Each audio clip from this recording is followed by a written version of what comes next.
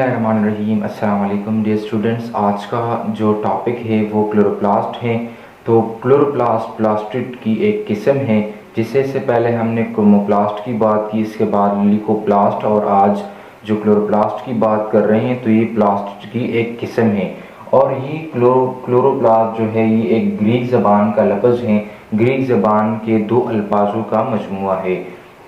पहला लफ्ज़ क्लोरो है जिसका मतलब होता है कलर, और दूसरा लफ्ज़ वो प्लास्ट है तो इसका मतलब है लिविंग।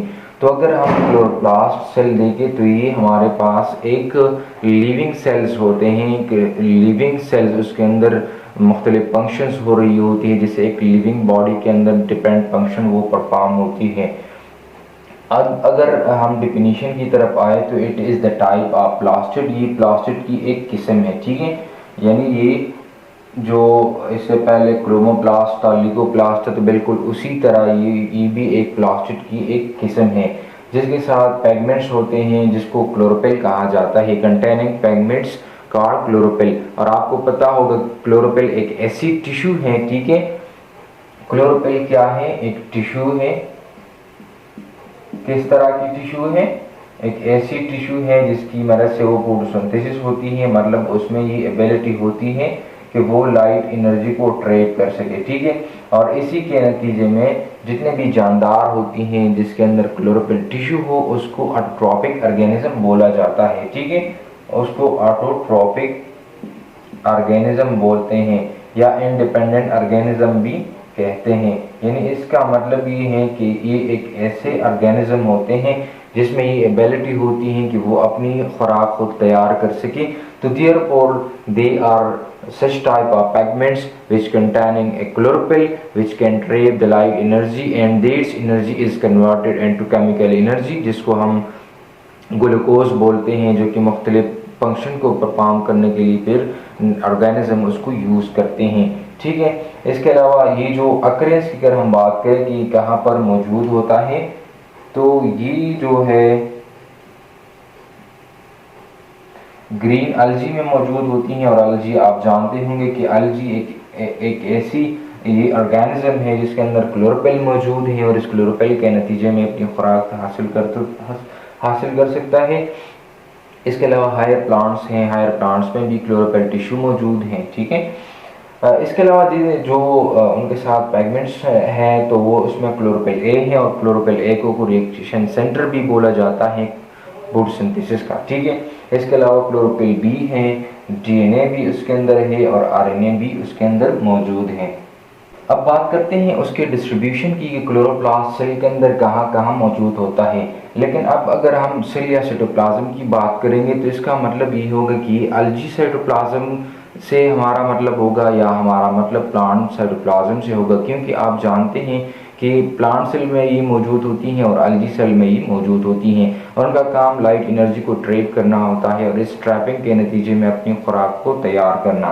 ठीक है, तो ये होमोजीनियसली साइटोप्लाज्म में ये मौजूद होता है। फॉर एग्जांपल ये अगर हमारे पास प्लांट सेल है तो ये इस तरह होमोजीनियसली जो है ये साइटोप्लाज्म में ये मौजूद होती हैं। ठीक है, ये हमारे पास फॉर एग्जांपल न्यूक्लियस हो गया, तो ये इस तरह होमोजीनियसली साइटोप्लाज्म में ये मौजूद होती हैं।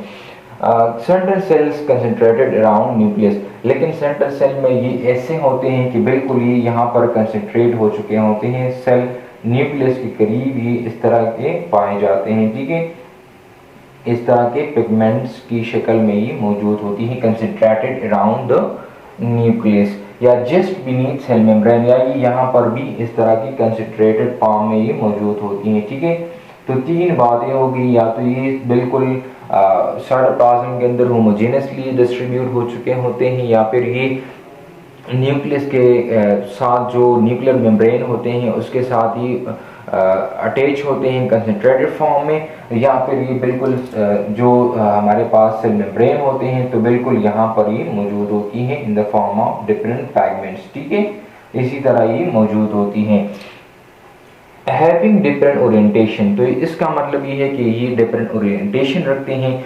इसका मतलब ये है कि हमने बाद सेल में देखा ये कंसंट्रेटेड है अराउंड द न्यूक्लियस, बाद में हमने देखा कि ये बिल्कुल होमोजेनियसली वो साइटोप्लाज्म में डिस्ट्रीब्यूट है। तीसरी हमने ये कहा कि सेल मेम्ब्रेन के साथ ये कंसंट्रेटेड फॉर्म में मौजूद होती हैं। तो ये डिफरेंट ओरिएंटेशन की बात हमने की।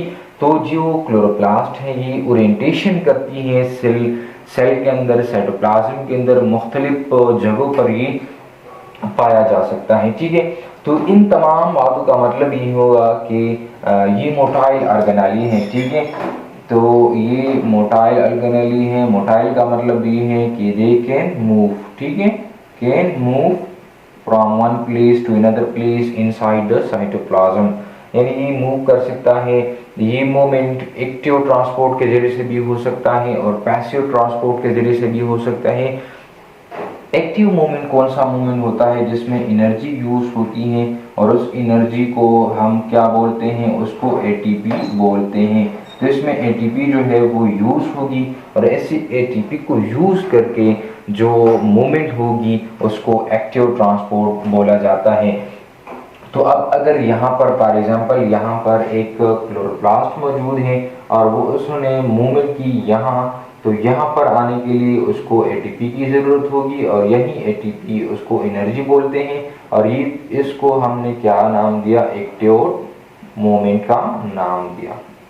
ठीक है, और फॉर एग्जांपल अगर ये हमारे पास क्लोरोप्लास्ट है और एक क्लोरोप्लास्ट ने यहाँ पर मूवमेंट की, लेकिन ये मूवमेंट पैसिव मूवमेंट था, तो इसमें कोई एनर्जी जो है वो यूज नहीं होगी और इसको पैसिव मूवमेंट वो बोला जाता है। ठीक है, तो हमने बात की कि ये ओरिएंटेशन ऑर्गेनेली है जो कि डिपेंड करते हैं, कभी सेल के अंदर एक जगह में मौजूद होती हैं, कभी दूसरी जगह में, और ये मुख्तलिफ ओरिएंटेशन रखता है, मुख्तलिफ मोटाइल ऑर्गेनेली है, मुख्तलिफ मूवमेंट्स करते हैं। एक तो ये इसके अंदर एक्टिव मूवमेंट होता है और दूसरा पैसिव मूवमेंट होता है।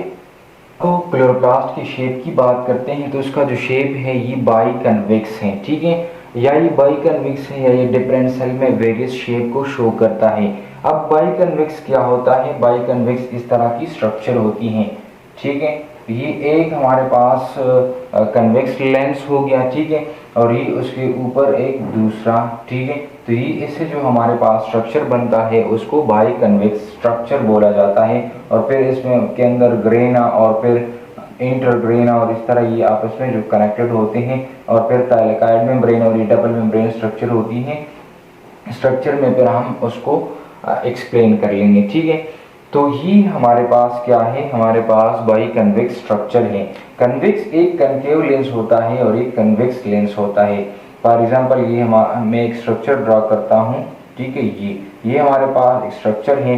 तो ये आप यहाँ पर देख लेते हैं कि यहाँ पर एक ये अंदर की तरफ थोड़ा सा घुसा हुआ है, तो ये उसको कनकेव बोला जाता है, जो अंदर की तरफ थोड़ा सा हो। फॉर एग्जांपल अब मैं यू करूँ तो ये जो अंदर की तरफ जो थोड़ा सा खुरदरा स्ट्रक्चर होता है उसको कनकेव बोला जाता है। आप अगर पश्तो आपको आ रही है तो फिर आप यूँ करें कि उसको इस कंसेप्ट के साथ याद करें कि कंधा कनकेव। ठीक है, कंधा कंधा किसको कहते हैं, खुरदरे को कहते हैं। ठीक है, खुरदरा कनकेव। ठीक है, तो इसका मतलब ये है कि ये एक ऐसी लेंस होगी जो अंदर की तरफ थोड़ा सा घुसा हुआ हो। ठीक है, और कन्वेक्स किसको बोलते हैं, जो बाहर की तरफ उनका स्ट्रक्चर हो उसकी अपोजिट आप कर ले। ठीक है, कन्वेक्स किस तरह होगा, फॉर एग्जांपल ये स्ट्रक्चर में यू ड्रॉ करूँ तो उसका जो ये वाला साइड है ये उसको कन्वेक्स बोला जाता है। ठीक है, और ये वाला जो साइड है उसको कनकेव बोला जाता है। ठीक है, तो अब ये हमारे पास जो क्लोरोप्लास्ट की स्ट्रक्चर है ये हमारे पास बाई कन्वेक्स है। ठीक है, और इसके अलावा ये मुख्तलिफ सेल में मुख्तलिफ शेप को रिप्रेजेंट करता है। एक सेल में उसका एक शेप होता है, for example by convex shape है, तो दूसरे सेल में उसका स्ट्रक्चर वो मुख्तलिफ हो सकता है, किसी और फॉर्म में भी हो सकता है। ठीक है, फॉर एग्जांपल फिलामेंटस फॉर्म में ये हो सकते हैं, जैसे ये फिलामेंट्स के फॉर्म में ये सेल के अंदर मौजूद हो सकते हैं। ठीक है, इसके अलावा स्पेराइड फॉर्म में भी हो सकते हैं, जैसे ये इस तरह के फॉर्म में ये मौजूद हो सकते हैं। वाइट फॉर्म में भी मौजूद होते हैं, जैसे अंडे की शक्ल हमारे पास होती है इस तरह की। ठीक है, तो मुख्तलिफ सेल के अंदर ये मुख्तलिफ शक्ल के हामिल हो सकते हैं, डिस्काइड फॉर्म में भी हो सकते हैं। इसके अलावा ये क्लब शेप में भी बाहर सेल के अंदर पाया गया है। तो इसका मतलब ये है कि मुख्तलिफ सेल के अंदर उसका स्ट्रक्चर, उसका शेप मुख्तलिफ होता है। अब उसके साइज़ की अगर हम बात करें तो साइज़ भी varies from species to species and from cell to cell. Species में भी ये मुख्तलिफ होता है, फ्राम वन स्पीशी से अगर हम जाए दूसरे स्पीशी में तो ये मुख्तलिफ होते हैं। इसके अलावा एक सेल में अगर हम देखें तो इसमें एक फॉर्म में हो सकते हैं उसका साइज़, और दूसरे सेल के अंदर हम जाए तो उसका साइज़ मुख्तलिफ हो सकता है। तो वेरीज करता है from cell to cell and from species to species. अब उसकी थिकनेस जो है ये 2 से लेकर 3 माइक्रोमीटर तक उसकी थिकनेस होती है, यानी उसकी मोटाई होती है, और 5 से लेकर 10 माइक्रोमीटर तक उनकी डायमीटर होती है। और उसके नंबर की अगर हम बात करें तो नंबर भी वेरीज करता है from cell to cell and from species to species, कि कितने एक सेल के अंदर कितने वो क्लोरोप्लास्ट सेल मौजूद होते हैं। तो ये भी डिपेंड करता है कि सेल एक सेल में एक तादाद में होते हैं, दूसरे में मुख्तलिफ तादाद में होती हैं। तो ये किस पर डिपेंड करता है, physiological state of the cell पर डिपेंड करते हैं कि एक सेल है वो फिजियोलॉजिकली एक्टिव है, अनएक्टिव है। अगर एक्टिव है तो इसका मतलब ये है कि उस पर लाइट एनर्जी वो मुस्तकिल पड़ रही होगी, और इस लाइट एनर्जी के नतीजे में ये क्लोरोफिल और जो क्लोरोप्लास्ट है उसी के नतीजे में अपनी खुराक को हासिल करेगा through the help of photosynthesis. तो ये डिपेंड करता है physiological state of the cell कि एक सेल कितना एक्टिव है, कितना वो अपना खुराक के हवाले से सीरियस है, और कितनी वो लाइट एनर्जी को ट्रैप करता है, और इस ट्रैपिंग के नतीजे में वो अपनी खुराक को हासिल करता है। तो ये जो शेप है वो बाइकन्वेक्स है, लेकिन सेल टू सेल वेरीज करता है, और सेल टू सेल ये मुख्तलिफ होते हैं। इसके अलावा जो उनके साइज़ हैं वो भी वेरीज करता है from cell to cell and from species to species. इसके अलावा उसके थिकनेस हैं तो वो भी मुस्तकिल नहीं है, फ्राम स्पीशी टू स्पीशी वो चेंज होती रहती है। इसके अलावा उसके नंबर्स हैं तो वो भी physiological state of the cell पर डिपेंड करते हैं कि एक सेल है वो किस तरह वो लाइट को वो रिस्पांस दे रहा है, लाइट को ट्रैप कर रहा है। तो ये फिजियोलॉजिकल स्टेट पर भी डिपेंड करता है। यूजुअली जो क्लोरोप्लास्ट होते हैं वो remain constant in particular plant cell, ये कांस्टेंट ये तादाद में मौजूद होते हैं, ठीक है। फॉर एग्जांपल अगर अलजी की बात की जाए तो ये इसके अंदर सिंगल ह्यूज क्लोरोप्लास्ट वो उसके अंदर मौजूद हैं, ठीक है। ये ह्यूज सिंगली क्लोरोप्लास्ट होता है। इसके अलावा जो हायर प्लांट्स होते हैं तो हायर प्लांट्स में 20 से लेकर 40 तक क्लोरोप्लास्ट एक ही सेल के अंदर वो मौजूद हो सकता है। लेकिन ये डिपेंड करते हैं कि प्लांट्स कितना वो फिजियोलॉजिकल एक्टिव हैं। तो फिजियोलॉजिकल एक्टिविटी के बेस पर ये मुख्तलिफ हो सकते हैं। ये 20 से लेकर 40 तक के तादाद में ये मोस्टली पाया गया है।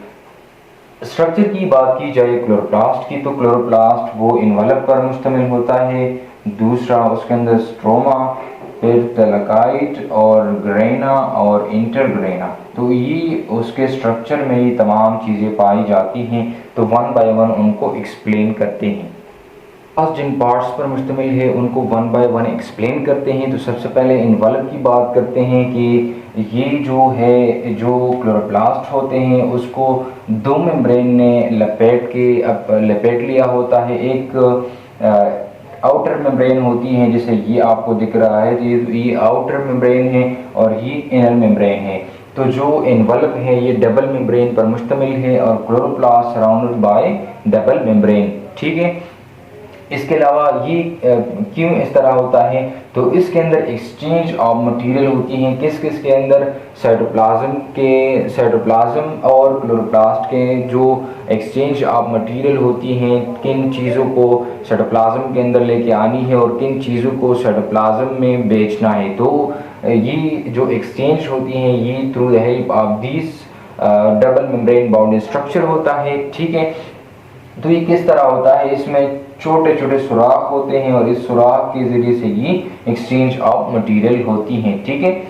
इसके अलावा ये लेक ऑफ क्लोरोपेल पैगमेंट्स होते हैं, इसके अंदर कोई क्लोरोपेल टिश्यू नहीं है, कोई क्लोरोपेल पैगमेंट्स नहीं है। उनका काम जस्ट ये है कि ये साइटोप्लाज्म से उनका स्ट्रक्चर अलग करे, मतलब ये एक अलग आइडेंटिटी दे दे, एक अलग वो उनको पहचान दे दे। और दूसरी बात ये है कि एक्सचेंज ऑफ मटेरियल करे, किस किस के दरमियान, साइटोप्लाज्म के दरमियान, साइटोप्लाज्म के साइटोसोल हिस्से के दरमियान और क्लोरोप्लास्ट के दरमियान, ठीक है।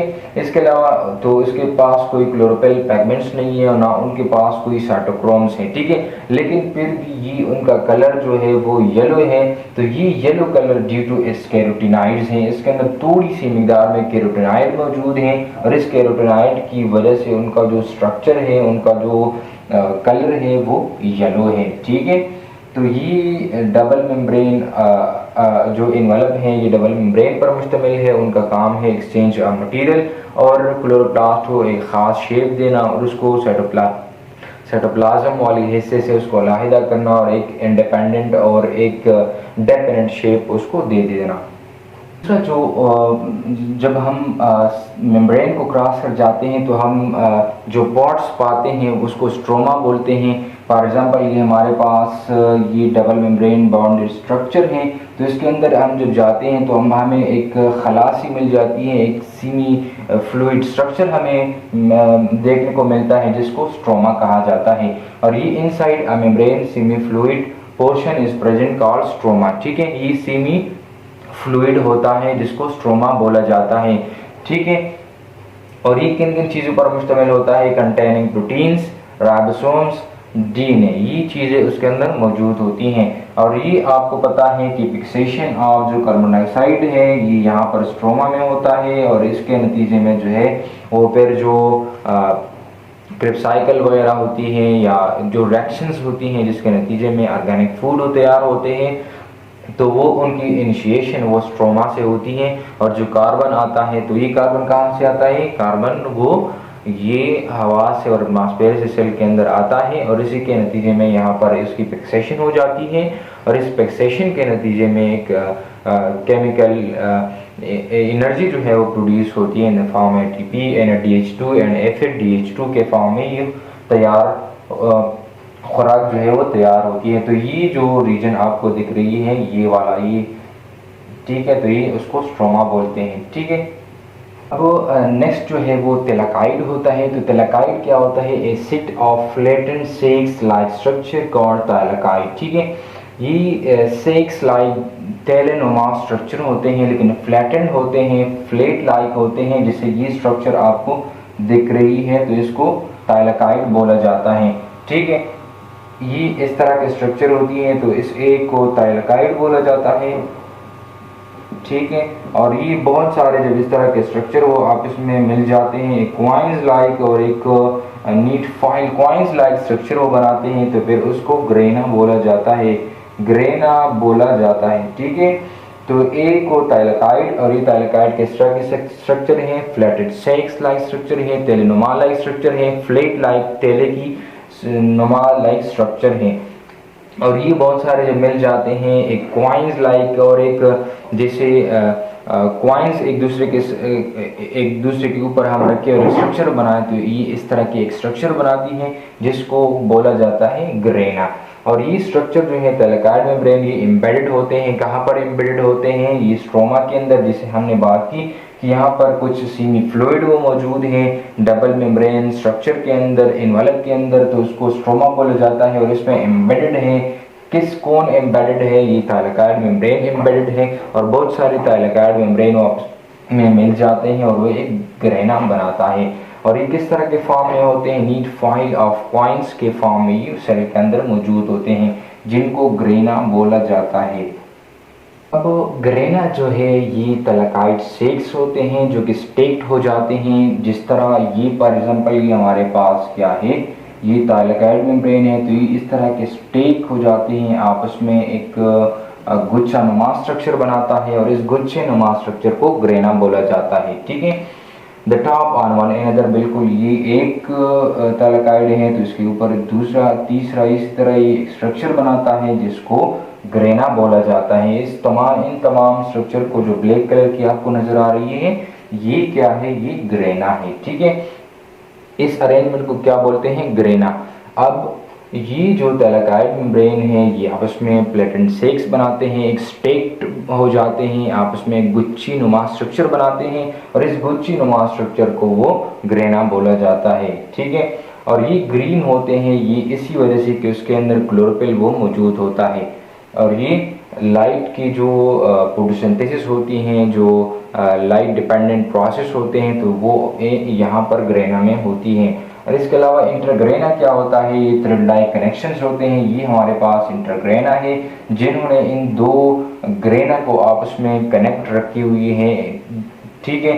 तो उनकी मदद से जो है ये सिग्नल्स हैं या चैनल्स हैं जिनकी मदद से उनके दरमियान कनेक्शंस हैं। किस किस के दरमियान, एक ग्रेना के दरमियान और दूसरे ग्रेना के दरमियान कनेक्शंस हैं।